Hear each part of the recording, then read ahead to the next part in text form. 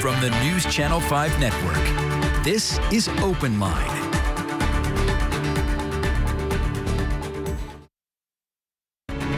Good evening, everyone, and welcome to OpenLine. I'm Carrie Sharp. Thank you for being with us once again tonight. Tonight, we are talking about what is on the mind of a lot of folks, including me right now. We've been covering it in the news almost nonstop, and that is the war in Ukraine right now, launched by Russia. And our guest tonight, who is going to help us wade through all of this, is Dr. John Vile. He is the dean and a political science professor at MTSU. Dr. Vile, thank you for being with us. It's a pleasure. We were just talking before we went on. I was saying how I just happened to be out running errands this morning and sat down next to a woman who is from Ukraine, and her fear and panic for her father and sister who are still there, it was palpable. It was really palpable. And you were saying that you're working on setting up a forum with some professors and a student from Ukraine there at MTSU. I am. We have a history professor, a political science professor, and then we have a graduate student in finance who's going to be Wednesday night. We're going to have a forum at the Honors College. You know what? One of the things that's really fascinating about this is it puts into perspective a lot of things that we know about history, but we haven't directly experienced. And I was talking to someone today about, people today say we're so stressed over COVID and we're so stressed over, mask wearing and this and that. And then you think back, and I guess my grandparents, I know, lived through the Great Depression, and it was quickly followed by, the German invasion of Europe, World War II, the beginning of the Cold War, the development of the atom bomb, the hydrogen bomb. And frankly, it doesn't seem like we've come that far, does it? It seems like history may be repeating itself. Oh, most certainly it does. And it does really put things in perspective when you think about, the things that we've been squabbling about when it comes to COVID and continue to squabble about 2 years into this. And then you look at what's happening in Ukraine. And even as we speak, the Russians are really surrounding Kyiv right now. And I want to get into that a little bit. But I also just think about when you talk about a professor there and students there at Ukraine. We interviewed a professor who is from Ukraine, still has family there at Austin Peay today, that, Ukraine and Russia seem really far away, yet they're not. Many Ukrainians are part of American culture and a part of our American lives.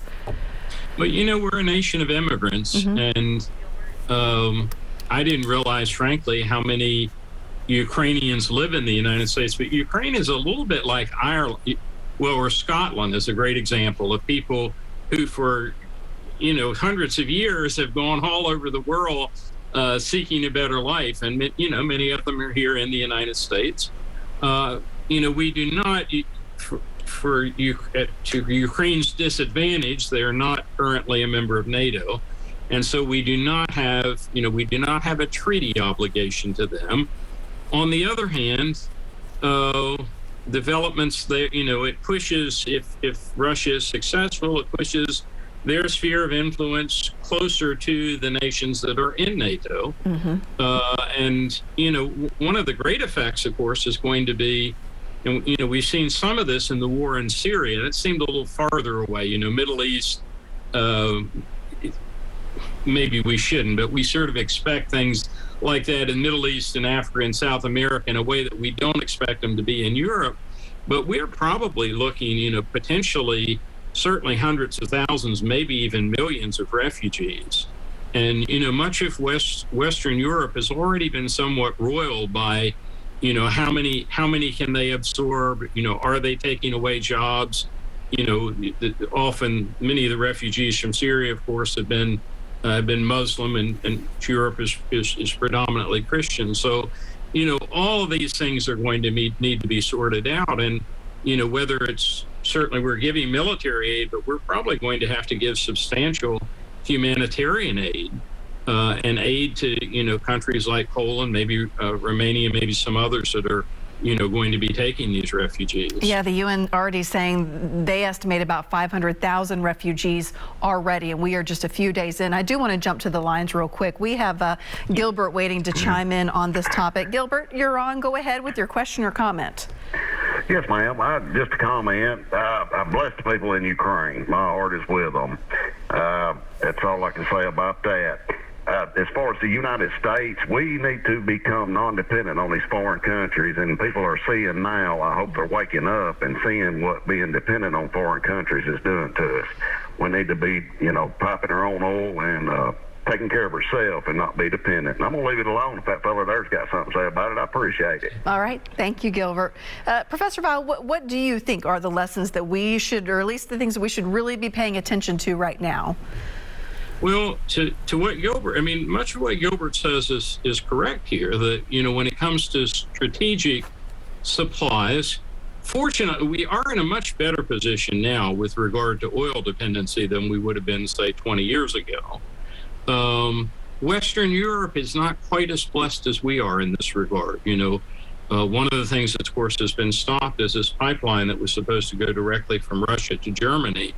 And Russia, we're enacting right now a lot of sanctions on Russia, but Russia has some means of retaliating, particularly if the weather turned very cold and Europeans needed fuel. So, our destiny is entwined with that of other nations, whether we want it to be or not. But there's certainly some strategic assets that, if the only source is China or Russia, then we probably, we need to dig our own wells or look for our own minerals or, find trading agreements with countries that are more likely to be aligned with us ideologically. Let's go to Mike as well. He's waiting patiently on the line. Hi, Mike.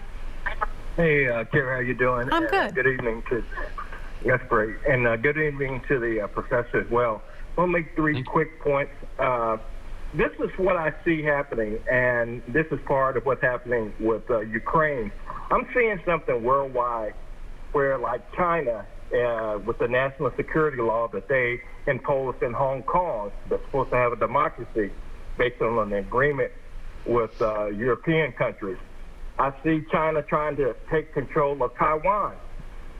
Then you see Russia trying to take care of invade Ukraine like they did Crimea. And I just want to know your worldview. Why are these countries now, especially the autocrat type countries with dictators, are trying to gather up all their little sources into one big nugget? What are they anticipating on a worldview? What is their long game? What is their short game? And also, I think the sanctions should be a lot more stringent. I think as soon as Russia starts even thinking about invading Ukraine, we should have started implementing sanctions and not put up with bullies anymore, whether it's Trump or whether it's Putin or Xi Jinping. And I'll hang up and listen. Thank you. Mike, great points you made there. And if I can just add to that, when we interviewed the professor at Austin Peay today, who is from Ukraine, still has family there, he said, and this really stuck with me, he said, this is not about Ukraine. This is about power. And Mike is getting to the same point. Do you agree with that? Basically, I do. We went through sort of a halcyon period right after the fall of the Iron Curtain in 1989, when the world seemed to be trending democratic. Even Russia, there were some hopes that, once communism was overthrown, there would be a more democratic system. And right now, the autocrats seem to be, it seems to be clearer division between the democracies and the autocracies than there were previously. And I must say that part of this, I think it would have happened without him, but Trump seemed much more comfortable with autocratic governments than Obama and the Bush and those who had preceded. And I don't know if that gave something of a green light to them or not.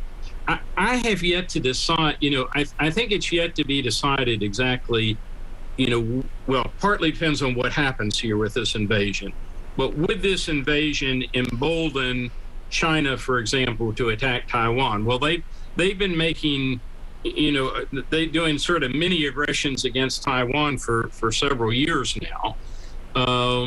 They're going to take advantage of any opportunity that they have. But, whether I think they feel like they're getting pulled a little bit into a conflict that they really don't want to be a part of right now. And then Mike also brought up sanctions, and that is such a good point. We have seen more and more sanctions over the last couple of days, to the point today where now the banking system is a part of that. Right. Do sanctions work? Well, let me start by saying I think I disagree with Mike, but I understand his point. The reason we didn't enact sanctions prior to the invasion was we wanted to make as clear a distinction as we could between a provoked and an unprovoked attack. And we were afraid that the sanctions itself would be used as a justification. Now I think no holes are barred. I think we need to do, whatever sanctions we need. Historically, sanctions haven't worked all that well, but this could be the exception. One of my favorite presidents was James Madison. My students think I remember him personally. I don't. But, when he was Secretary of State under Jefferson, he pushed even more strongly than Jefferson for trying to stop what became the War of 1812 by boycotting Britain. And it didn't work, basically because Britain was a superpower and we needed them more than they needed us. This may be a case where Russia has a relatively weak economy, and they may be much more dependent on the rest of the world than we are on them. Now, the one great unknown, of course, is, and I think it's bluster. It's not the first time it's happened, but anytime the leader of a second, nuclear power starts talking about, well, I'm gonna bring on destruction like you've never seen before, it gives a little bit of pause. Probably bluster. But, economics, well, it's yet to be determined how successful they will be here. But certainly Russia does not look good in the court of public opinion right now, worldwide.